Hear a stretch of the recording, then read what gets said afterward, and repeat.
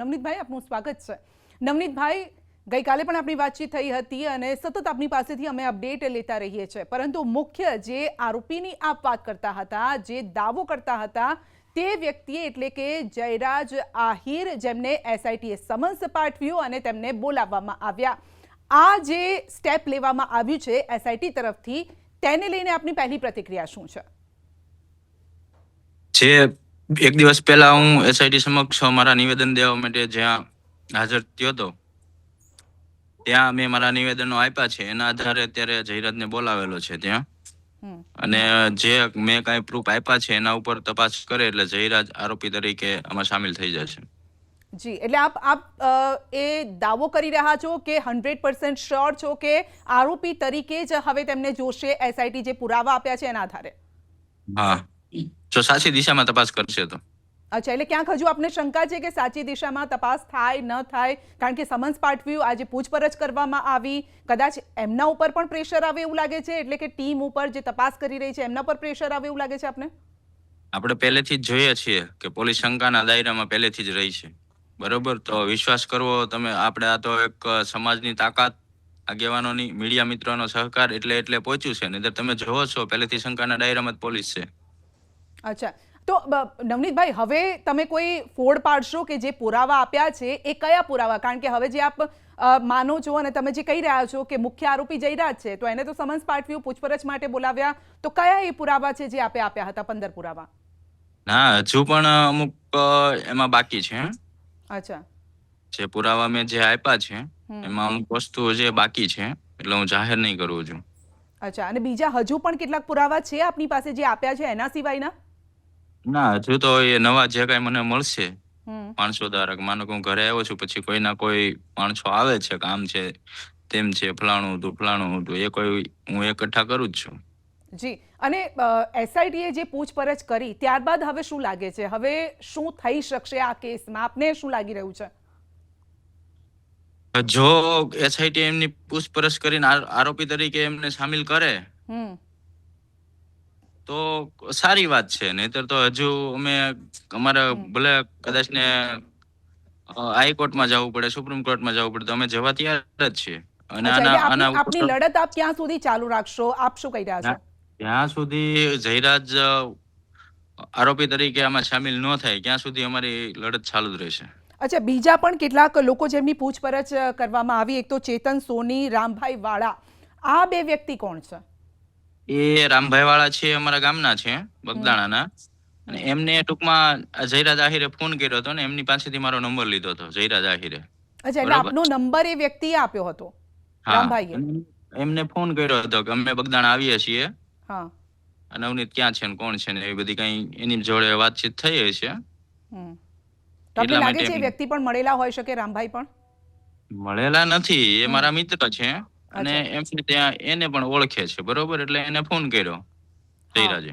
અચ્છા, તો રામભાઈ સાથે આપની વાતચીત તો થઈ જ હશે, તો જયરાજ અને રામભાઈની શું વાતચીત થઈ હતી? ફક્ત ફોન નંબર સુધી સીમિત હતી કે બીજી પણ કોઈ વાતચીત થઈ? એની જોડે વાતચીત થઈ હતી. મારા પપ્પાને એને માફી મંગાવી છે, એટલે અમે એને ન્યા બગદાણા આવીએ છીએ એવું એને કીધેલું છે. તો રામભાઈએ કંઈક સામે વાતચીત કરી હશે કે કેમ આવી રહ્યા છો અને શું શંકા એ પ્રકારની? હા, એ બાબતે હું પણ પછી રામભાઈનો મારા ફોન આવ્યો એટલે હું રામભાઈની પાસે ગયો હતો ને કે રામભાઈ આ રીતે છે, ભાઈ એના બાપાને મેં ફોન કર્યો હતો ને આ રીતનું મારી પાસે રેકોર્ડિંગ છે, એમને રેકોર્ડિંગ સંભળાયું. એ ચેતનભાઈને મોકલ્યું. ચેતન સોની કોણ છે? ચેતન સોની કઈ આ જયરાજની જોડે રહી છે કે માયાભાઈ જોડે રહી છે એવું કઈ છે. અચ્છા, તો એમનો કઈ રીતે આમાં સંડોવણી હોઈ શકે અથવા તો કઈ રીતે કનેક્શન હોઈ શકે ચેતન સોનીનું? શું લાગે છે? એ જે રાતે બનાવ બન્યો ને એ રાતે રામભાઈ એ ચેતનભાઈને ઓળખે છે, એટલે ભાઈ એને ફોન કર્યો કે આ જયરાજને એમને તમે કયો અહીંયા માથાકૂટ કરવા ન આવે, અને આ નવનીતભાઈની એવી કોઈ ભૂલ નથી કે જેથી કરીને આ લોકોને આવું બધું કરવું પડે એમ. એટલો એને ઓડિયો ક્લિપ મોકલી હતી. નહીં તો નવનીતભાઈ, તો રામભાઈને પહેલેથી ખબર હતી કે કંઈક માથાકૂટ થશે એ પ્રકારનું, અથવા તો ફોનમાં એ પ્રકારની કોઈક વાતચીત, અંદેશો આપી દીધો હતો? હા. શું થયું હતું વાતચીતમાં? એટલે રામભાઈને એ લોકોએ વાત કરી છે ઉગ્રતાથી બધી, બરોબર, જયરાજે ફોન કરીને, એટલે એમને એવું કીધું કે નવનીતભાઈને એવી કોઈ ભૂલ નથી, તમે આવું ન કરો એમ. અચ્છા, તો એ રેકોર્ડિંગ પણ છે, પુરાવા રીતે કદાચ હોય એ રેકોર્ડિંગ પણ છે? ના, એ ભાઈના ઓલામાં રેકોર્ડિંગ નથી થતું, પણ વાતચીત કરી એવું રામભાઈ આજે સ્ટેટમેન્ટ આપવા ગયા હતા, તો હમ. ત્યાં જે કઈ સત્ય હકીકત હતું એ એને સ્ટેટમેન્ટ આપ્યું છે. અચ્છા, તો સ્ટેટમેન્ટ આપ્યા બાદ રામભાઈની તમારી સાથે કોઈ વાતચીત થઈ? તમારી સાથે છે રામભાઈ, તમારા સપોર્ટમાં છે? સપોર્ટ સત્યની સાથે છે. સત્યની સાથે? પણ તમે કહો છો ને તમે સત્ય છો, તમે જે બોલી હા રહ્યા છો એ સત્ય છો, હા તો હા હા રામભાઈ તમારી સાથે કે કોની સાથે? હા, એને કીધું જ છે કે ભાઈ મારામાં આ રીતનો ફોન આવ્યો છે ને જે કાંઈ પ્રકરણ બન્યું છે મેં બધું ત્યાં કીધું છે, એવું કીધું છે મને રામભાઈ.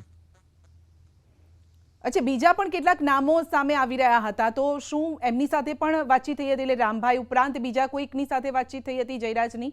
રાજુ બોવડાનો છે, કઈ પેલા સરપંચ હતો ને અત્યારે કોઈ એના રિલેટિવમાં સરપંચ હશે, હા.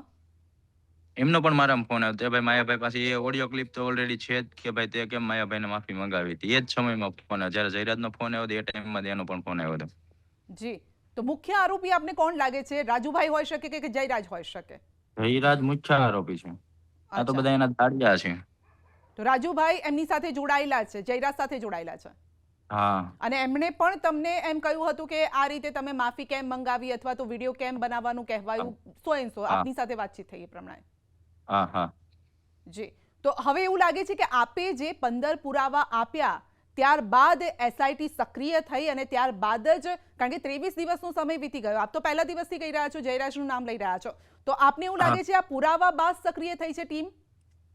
હા, પુરાવા બાદ બધાને લઈ જાય છે. મેં જે પ્રમ દિવસે એસઆઈટી સમક્ષ મેં બધા પુરાવા આપ્યા હતા ત્યાર પછી માનો ને કે આ જયરાજને બોલાવ્યો છે. પેલા બે જે હજુ અત્યારના એવા સમાચાર છે કે બીજા બે કોઈ આરોપીને ઉઠાવી ગઈ છે, હથિયાર આપવા વાળાને કોઈને.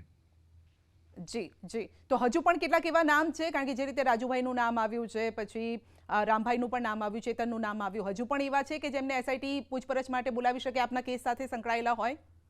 હા, હજુ ઘણા બધા પુરાવા છે મેં આપેલા. અચ્છા, અને આપે જ ન્યૂઝ 18 ગુજરાતીને કહ્યું હતું કે 5 દિવસનું આપ અલ્ટિમેટમ આપો છો. હજુ ગઈકાલે આપની વાતચીત થઈ, આપે ન્યૂઝ 18 ગુજરાતીને કહ્યું કે 5 દિવસનું અલ્ટિમેટમ છે, અને બીજા જ દિવસે એસઆઈટીએ સમન્સ આપ્યું અને પૂછપરછ કરવામાં આવી જયરાજની. આપને લાગે છે કે પહેલી જીત આપની અહીંયા થઈ છે? હવે આને આરોપી બનાવે તો અમારી જીત થાય ને, જે આરોપી નો બનાવે તો અમારી જીત કઈ રીતે? પણ કદાચ એવું લાગે છે કે પ્રેશરમાં આવીને આ પૂછપરછ કરવામાં આવી હોય, શું લાગે છે આપને?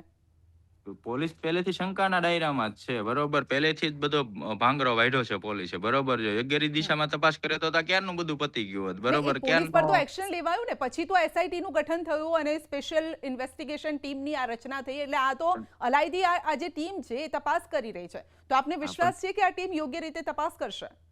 આપણે કેટલા દિવસ થયા છે બેન, હા. તમે જુઓ છો ને કે એટલા દિવસ થયા છે. માનો કે કોઈની કોલ ડિટેલ કાઢવી તો સામાન્ય છે, હાલો કેટલા હમ. દિવસ લાગે? તમે જુઓ તમારી રીતે, હાલો પોલીસ સ્ટેશન એફઆઈઆર લઈને હા. પોલીસને કોલ ડિટેલ કાઢવી તો કેટલા દિવસ લાગે? હાલો જયરાજે મને ફોન કર્યો તો, હમ. બરોબર. રામભાઈ ફોન, કોલ ડિટેલમાં એ ટાઈમનું તો આવી જ જવાનું છે ને, કે એટલા દિવસ કોલ ડિટેલ કઢાવવામાં થોડી લાગે? તો હવે શું કરશો આપે અલ્ટિમેટમ 5 દિવસનું આપ્યું, 1 દિવસ આ વીતી ગયો છે, બીજા 4 દિવસ રહ્યા છે, શું કરશો હવે આપ, અથવા તો સમાજ શું કરશે આપની સાથે રહીને? અમારા આગેવાન દ્વારા બધી તારીખ બધું નક્કી થાય જ છે. મહાસંમેલન થાય છે, ગુજરાતમાં આંદોલન થાય છે. આંદોલન કરશો, અને આંદોલનનો હા, મુખ્ય એજન્ડા, હેતુ શું? આજે મને ન્યાય ન મળે, હમ. બરોબર, જયરાજનું એફઆઈઆરમાં નામ નો સામેલ થાય, તો અમે કાયદાકીય રીતે લડત કરશું. અને મુખ્ય હેતુ કે અમે દેખાડશું કે કોળી સમાજ શું છે એમ. નહીં, પૂછપરછ સુધી તો મામલો ગયો ને, આપે જે અલ્ટિમેટમ આપ્યું? હા. પૂછપરછ સુધી તો ગયો છે, પણ મને હા. તો, હું તો એવું જ ઈચ્છું છું કે ભરાઈ જવો જોઈએ અને એનું એફઆઈઆરમાં આમાં નામ પણ આવી જવું જોઈએ મુખ્ય આરોપી તરીકે, બરોબર. જે કઈ ષડયંત્ર રચ્યું છે એને જ રચ્યું છે, બરોબર.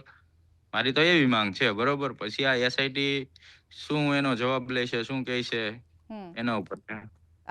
છેલ્લો સવાલ, ફક્ત આરોપીમાં નામ આવવું જોઈએ કે પછી આગળ સજાનું જે પ્રાવધાન હોય એ પણ થવું જોઈએ? કારણ કે આરોપીમાં એ નામ તો આવી જાય ત્યાં જો મામલો પતી નથી જતો.